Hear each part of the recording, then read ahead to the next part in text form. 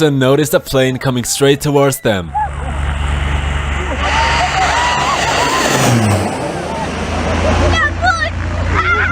Welcome back to another weekly dose of aviation. This pilot flying extremely close to the ground.